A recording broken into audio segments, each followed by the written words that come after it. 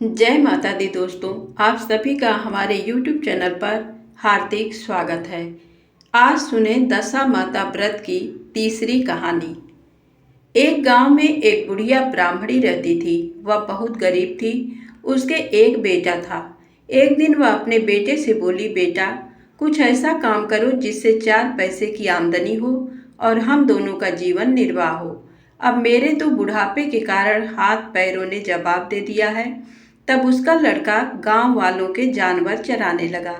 एक दिन लड़का पशुओं को पानी पिलाने नदी पर ले गया। वहां पर महिलाएं स्नान करके दशा माता का डोरा ले रही थी। उनके पास एक डोरा बच गया था। उनमें से एक स्त्री ने कहा कि इस लड़के से पूछो, ये किसका है।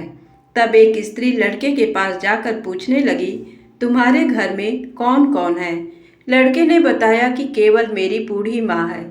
स्त्रियों ने लड़के को एक डोरा देते हुए कहा कि तुम इसे ले जाकर अपनी माता को दे देना और कहना कि इसका पूजन और व्रत करे। हम तुम्हें सीधा और पूजा की सामग्री भी देते हैं, इसे भी अपने माता को दे देना। लड़के ने उनसे डोरा ले लिया। फिर सब स्त्रियों ने उसे सीधा भी दिया। लड़का उस सामान को लेकर घर आया। उसने दरवाजे से ही माँ को पुकार कर कहा, गठरी को उतार लो, मैं बोझ से दबा जा रहा हूँ। उसकी माँ बहुत प्रसन्न हुई। माँ ने बेटे से पूछा, ये सब कहाँ से लाए हो। लड़के ने माँ को सब समाचार सुनाकर दशा माता का डोरा भी दे दिया। बुढ़िया ने डोरे को लेकर माथे से लगाया और उसी दिन से व्रत करने लगी। 9 दिन तक कथा कहानी कहती रही। 10वें दिन उसने डोरे की पूजन की तैयारी शुरू की। वह देहरी के बाहर गोबर से लीप रही थी कि उसी समय एक बहुत ही गरीब बुढ़िया आकर बोली कि क्या कर रही हो बहन। उसने जवाब दिया कि आज मेरे घर पर दशा माता का पूजन है, इसलिए लीप रही हूँ। उस बुढ़िया रूपी दशा माता ने कहा, मुझे बहुत प्यास लगी है, थोड़ा सा पानी पिला दे। इस पर लड़के की माता बोली, मैं तो इस मिट्टी के बर्तन से पानी पीती हूँ, मेरे यहाँ लोटा लुटिया कुछ नहीं है, तुमको पानी किसमें भर कर दूँ। एक कटोरी ही मेरे घर में है, पता नहीं वह कहाँ पड़ी होगी। जरा तुम ठहरो, मैं कटोरी ले आऊँ, तब तुमको पानी पिलाऊंगी।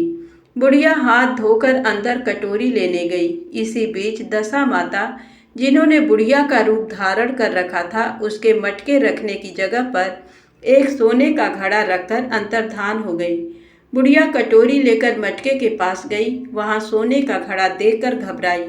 वह मन में सोचने लगी कि मुझ पर बुढ़ापे में चोरी का नाम लगेगा, मैं चोर कहलाऊंगी। वह इस चिंता में दशा माता रूपी बुढ़िया को खोजने निकली। तब तक उसका लड़का भी घर आ गया था। उसने माँ से पूछा, तुम किसे खोज रही हो। उसने बताया, अभी जीर्ण अवस्था वाली बुढ़िया आई थी और यहाँ सोने का घड़ा रखकर न जाने कहाँ चली गई। लड़के ने बताया, ये तो दशा माता थी, उन्होंने तुमको यहाँ घड़ा दिया है। दोबारा फिर कभी वह आए तो उनके स्वागत में कोई कमी नहीं रखना और उनकी आज्ञा का पालन करना। जब तुम नदी पर नहाने जाओ तो तुम्हें नदी घाट पर जो भी चीज मिले उसको दशा माता का दिया हुआ प्रसाद समझकर ले लेना। किसी से ये पूछताछ मत करना कि ये चीज किसकी है, ये कहाँ से आई है। बुढ़िया नदी में नहाकर बाहर निकली तो उसे सोने का घड़ा भरा दिखाई दिया और उसके पास ही अच्छे वस्त्र रखे थे। बुढ़िया ने कपड़ों को पहन लिया और घड़े को हाथ में लेकर चलने की तैयारी की। 4 कहार एक डोली लेकर उसके पास आए। कहारों ने उसे डोली में बैठने को कहा। बुढ़िया जब घर पहुंची तो उसने देखा कि वहां तो एक आलीशान महल खड़ा है। बुढ़िया महल के अंदर चली गई।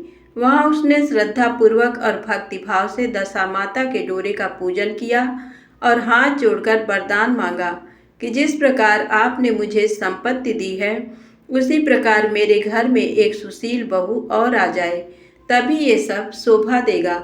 कुछ दिनों बाद लड़के का विवाह हो गया और बहुत ही सुंदर वह सुशील बहू बुढ़िया के घर आ गई। बुढ़िया ने दोबारा दशा माता से वर मांगा कि जैसे मेरे बहू बेटे सुशील और सज्जन हैं, उसी प्रकार के मैं पोता पाऊं। कुछ दिनों बाद बुढ़िया के यहाँ एक पौत्र रूपी रत्न पैदा हुआ। एक दिन बुढ़िया ने अपनी बहू को पास बैठाकर समझाया, कि मेरी ये सब संपत्ति दशा माता की प्रदान की हुई है। उन्हीं के कृपा से तुम इस घर में आई हो। मेरे नहीं रहने के बाद यदि कोई मैले कुचैले कपड़े धारण किए बुढ़िया तुम्हारे घर पर आए तो उसे आंचल के छोर से पोंछ डालना, घिन मत करना, उससे प्रार्थना करना, ये सब आपका ही दिया हुआ है। जब भी दशा माता का डोरा लेना हो तब उसको तुम भी अवश्य लेना और श्रद्धापूर्वक उसका पूजन करना। जब भी तुम्हारे ऊपर संकट के बादल घिराएं तो सुहागिनों को न्योतना, दशा माता की कृपा से तुम्हारी सब इच्छाएं पूरी होंगी। कुछ दिनों के बाद बुढ़िया का स्वर्गवास हो गया। दशा माता ने सोचा कि बुढ़िया के घर चलकर देखना चाहिए कि उसकी बहू सास के वचनों का पालन करती है या नहीं। एक दिन दशा माता ने वृद्धा भिखारिन का वेश धरकर उसके घर आई। उसे देखते ही बहू खड़ी हो गई, उसके पांव छुए और बालक को उसकी गोद में डाल दिया। उसकी श्रद्धा भक्ति से दशा माता बहुत ही प्रसन्न हुई। उन्होंने आशीर्वाद दिया कि तेरी धर्म बुद्धि है, भगवान तेरा सदैव कल्याण करेंगे, भंडार भरपूर रहेगा, तू जो इच्छा करेगी वह तुझे अवश्य प्राप्त होगा। दशा माता ने जैसी कृपा बुढ़िया ब्राह्मणी पर की वैसी ही कृपा भक्त जनों पर बनी रहे। धन्यवाद।